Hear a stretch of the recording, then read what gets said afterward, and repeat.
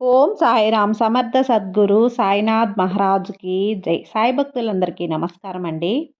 మన బాబాగారి దయ వల్ల మనందరం బాగుండాలి, సంతోషంగా ఉండాలి అని చెప్పి మనస్ఫూర్తిగా కోరుకుంటూ ఈ రోజుటి వీడియో స్టార్ట్ చేస్తున్నాను ఫ్రెండ్స్.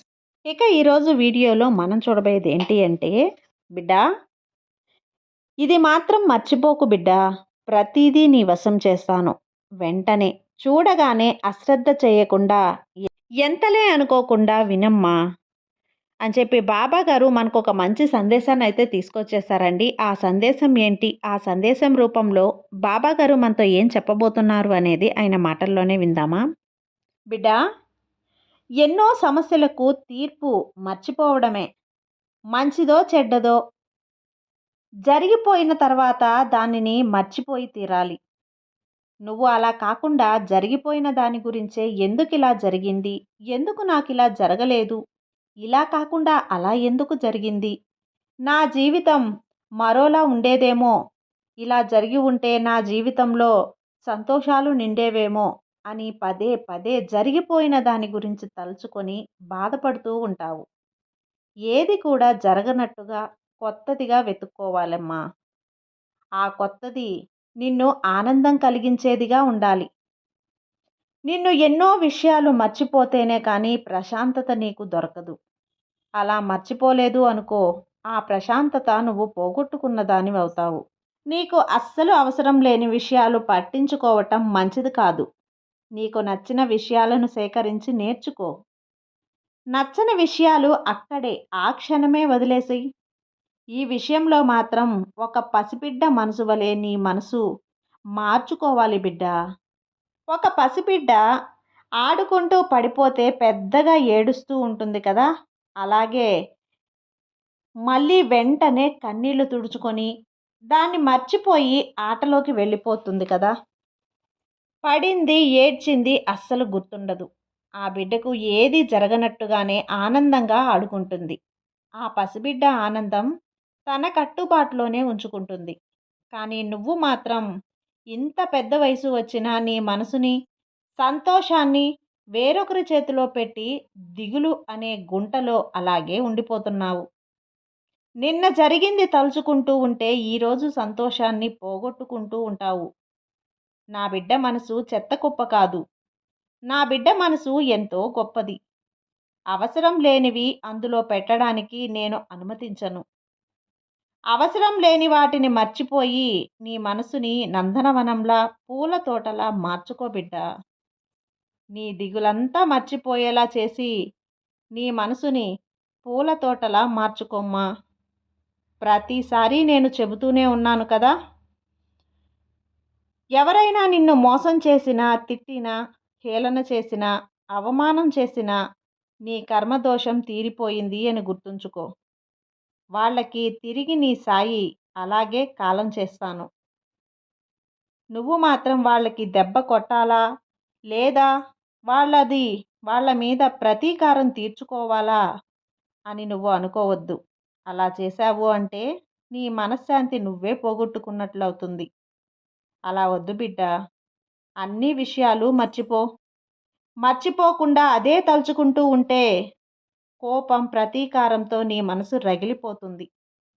ఆ ప్రతీకారం తీర్చుకోవాలి అనే ఆలోచనలు వస్తూ ఉంటాయి. ఆ కోపంలో నువ్వు చేయవలసిన పనులు చేసుకోకుండా నీ మనసు రణమైపోతుంది. ఇదంతా ఆపాలి అంటే రేపటి పరిస్థితిని ఈరోజు మర్చిపోవాలి. జరిగిన చెడును అస్సలు గుర్తుంచుకోకూడదు.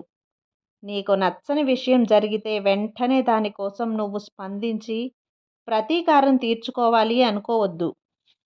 విమర్శలు చేసి వాగ్వాదానికి ఇతరులతో పెట్టుకోవద్దు.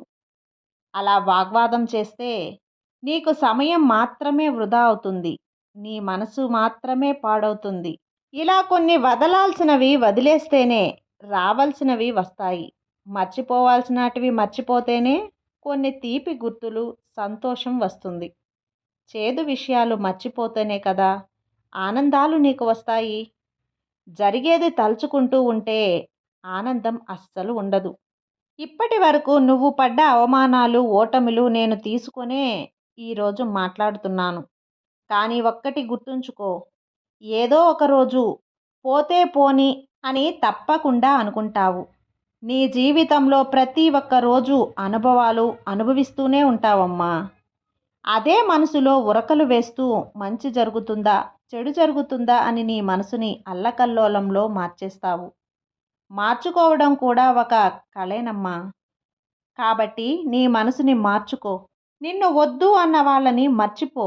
వాళ్ళ కోసం అస్సలు ఆలోచించవద్దు. నిన్ను వద్దు అనుకున్న వాళ్ళ గురించి ఒక్క క్షణం కూడా వృధా చేయవద్దు. అలాగే నిన్ను ఎవరైతే మోసం చేశారో, ఎవరైతే నీకు నమ్మక ద్రోహం చేశారో వాళ్ళ గురించే ఆలోచిస్తూ, వాళ్ళ గురించే ఉన్నావు అంటే నీ సమయం వృధా అయ్యి, నీకు ఏది కావాలో, ఏది సంపాదించుకోవాలో దాని గురించి మర్చిపోతావు బిడ్డ. ఏది జరగాలి అని రాసి ఉంటే అదే జరుగుతుంది. దాని గురించి నేను చూసుకుంటాను. అదే తలుచుకొని సంతోషాన్ని పోగొట్టుకోవద్దు.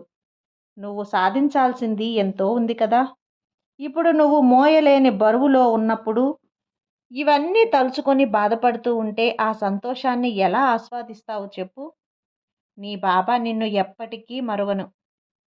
ఎవరు వదిలినా వదలకపోయినా నేను మాత్రం నీ చెయ్యి వదలను. మిగతావన్నీ మర్చిపోయి ఆనందంగా ఉండు. నువ్వు రాబోయే కాలాన్ని, అందులోని సంతోషాన్ని ఆస్వాదిస్తూ బ్రతకాలి అంటే ఇప్పుడు ఉన్న ఈ క్షణాన్ని మర్చిపోవాలి. ఇప్పుడు జరిగిన ఒక చెడును మర్చిపోవాలి. ఒకవేళ నువ్వు గుర్తుంచుకోవాలి అనుకో, ఎలాంటి విషయాలు గుర్తుంచుకోవాలో తెలుసా? నీవు ఓడిపోయావు, ఎలా ఓడిపోయావు, దేనికోసం ఓడిపోయావు, ఎలా చేస్తే గెలుస్తావు, దాని గురించి నీ ఎదుగుదలను పెంచుకోవాలి.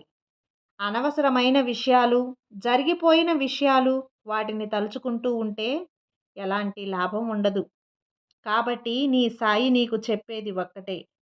జరిగిపోయిన కాలాన్ని మర్చిపో. జరగబోయే దాని గురించి ఆలోచించు. జరిగిపోయిన దాన్ని భగవంతుడికి వదిలేయి. అప్పుడు నువ్వు చెయ్యాల్సిన పని తప్పకుండా చేస్తావు. అశ్రద్ధ చేయకుండా, ఎంతలే అనుకోకుండా మనసులో నిలుపుకో. ప్రతిదీ నీ వశం అవుతుంది. ముఖ్యంగా నీ జీవితమంతా సంతోషంగా ఉంటావు. నీ సాయి నీకు తోడు ఉండగా నీకు భయమెందుకు చెప్పు? నమ్మకంతో ఉండు. అంతా మంచే జరుగుతుంది. సర్వే జన సుఖినో భవంతు. జై సాయిరాం.